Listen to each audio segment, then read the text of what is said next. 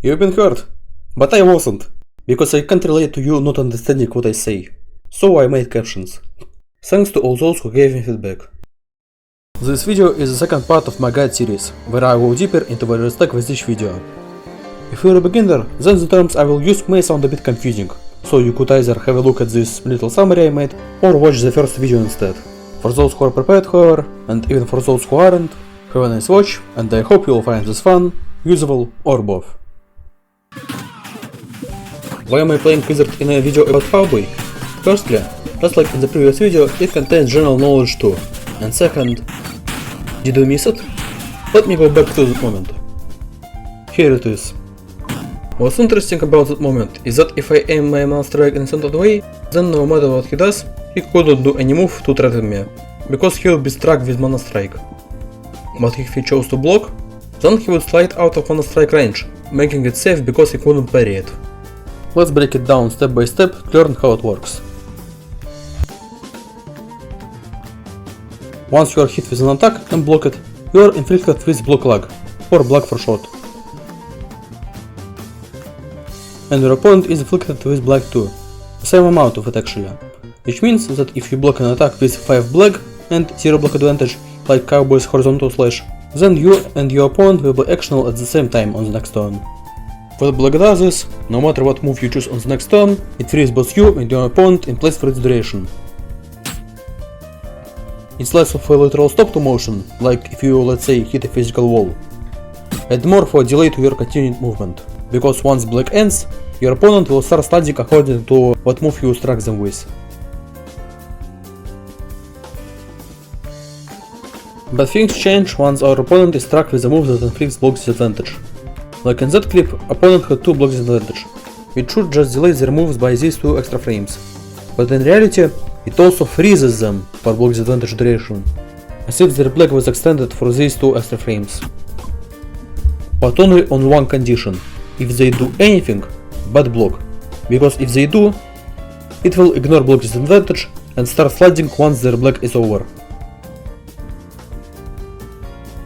And that is the reason why bowsons work, though with bullet it's even simpler.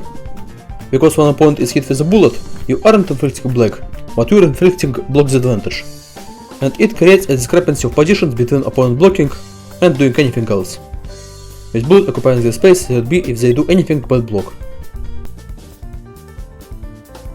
And now that we know what actually makes a fine bowson, we could not only get it consistently out of the simplest setup that I've shown in the previous video, but also get it out of any block string.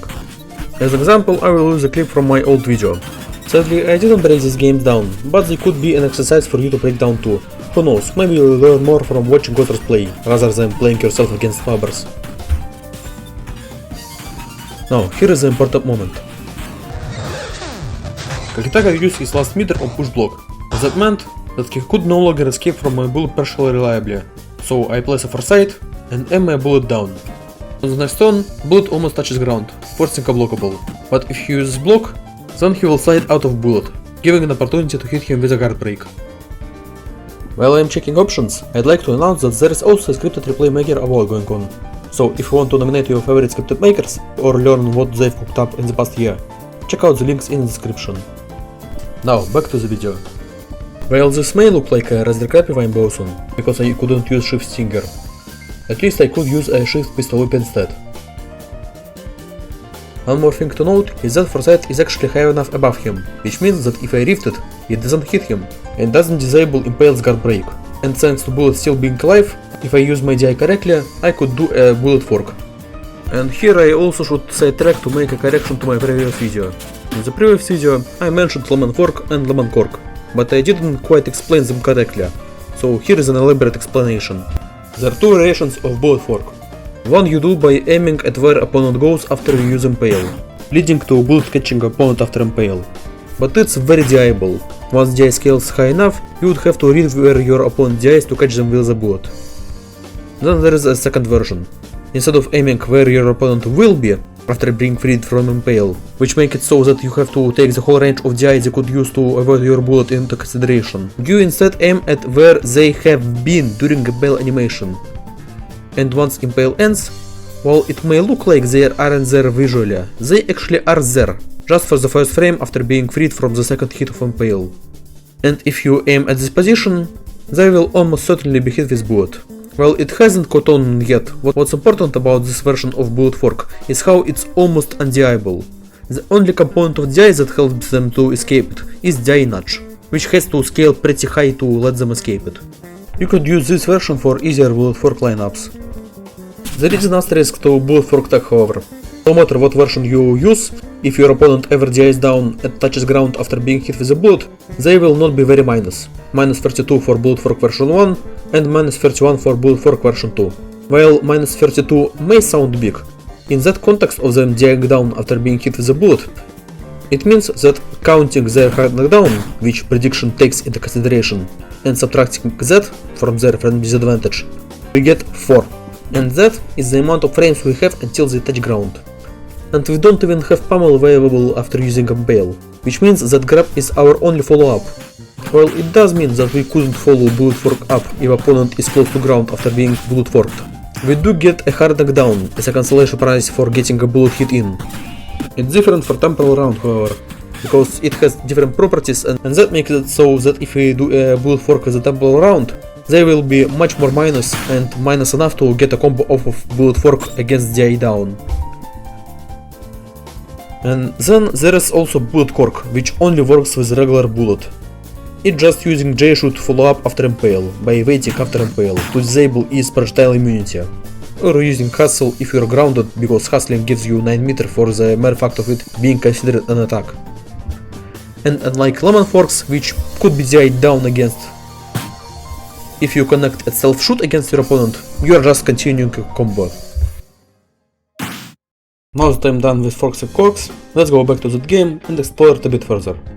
Well, the Vine bowson was pretty good, I still had a few bullet balances left, so I decided to experiment and do a little block string. That would be somewhat safe and would allow me to deal more damage with bullet and sword. Here, instead of using just bullet to cause a Vine bowson, I used vertical slash to pin down opponent for blag and then block disadvantage, which positions him just right to be hit in 3 frames if he doesn't block. I probably could have DI'd better to hit him in 2 frames, because robot's armor activates on frame 3, but it doesn't matter here, because bullet hit stuns him anyway. Though here I didn't get a freeway guard break, and I could have dodge rolled twice, when I used a stinger and when I used a vertical slash. But I did deal more safe damage, as in without ever being endangered by willingly playing guard break RPS. In theory, I could have fled this particular case more, to maybe get a freeway guard break, or maybe get a possible bullet fork, which I might do later, but for now I will leave that work to you, because I may have something even more interesting to show. While I talked about blag in the first part of the video mainly to tell how to locate the block lag and block disadvantage movement discrepancy, as well as to explain the Vine boson off of a vertical slash, blag is also important for another strong tech. In the previous video I mentioned that it explodes at the after image on 6th frame of the turn you use rift switch on, and I noted that it can be delayed by anything, which means that even if you are in black from using any melee move, even pommel, which usually puts you in disadvantage, because black delays both you and your opponent moves by so much, while not delaying rift activation, using sight plus pommel, or anything really which causes blag, or placing an after image on top of your opponent while preparing for a knocker, gives you what's known as blag rift, or a turn where you could either rift to hit your opponent while they're in black frames, or right as they end, making it effectively a frame 1 or so move, turning it into a blockable, or not rift, and use a grab or a guard break instead. Let's be financially responsible! Oh, they can't stop winning!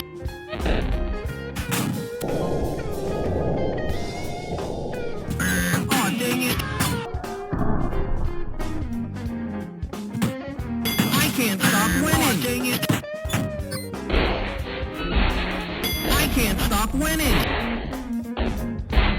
Actually, I'd like to break down what Glopsy did here, because it's actually something noteworthy. After all, after me teaching so much cowboy tech, it's time to teach some anti-cowboy tech too. One fun bit about projectiles in Yomi is how they can interact. When they collide, the projectile with higher hit luck inflicts its hit luck to both itself and the other projectile, freezing them both for hit luck number of frames. When foresight explodes, its explosion can interact with opponent's projectiles, including opponent's bullet. and using grip to stop bullet is called frozen lemon. By using it, you can either defend yourself against opponent bullet directly, or you could put your foresight on top of opponent's foresight. And then, if you rift at the same time as the rift, the bullet's trajectory will be uncontrollable.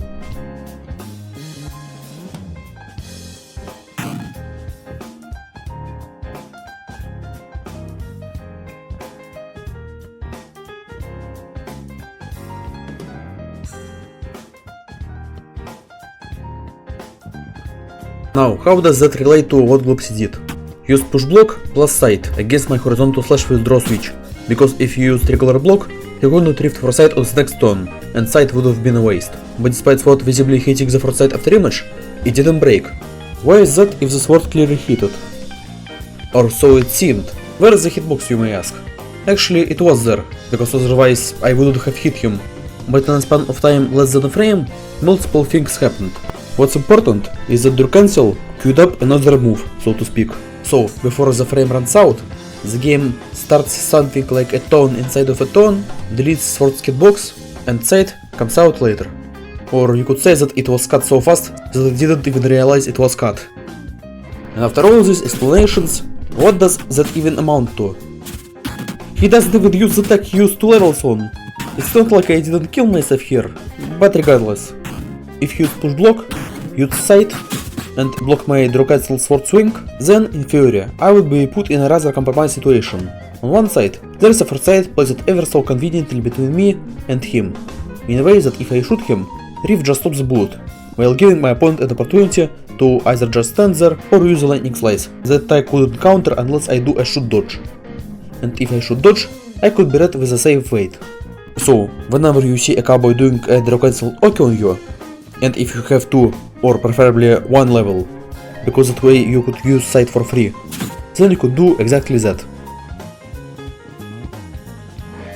And that was a dive into the waters of our Advantage Iceberg. Stuff that a decent player would know if they brewed in the community enough. Look at him slide. Shoot makes him dodge lightning slice. Why? And then it's a prediction error. Why? There's more to talk about around this layer, but that will be covered later, or you could explore it yourself. Because next time, we will be talking about witchcraft disguised as tech. Don't forget to like the video, subscribe to the channel, and share this to whoever may need it.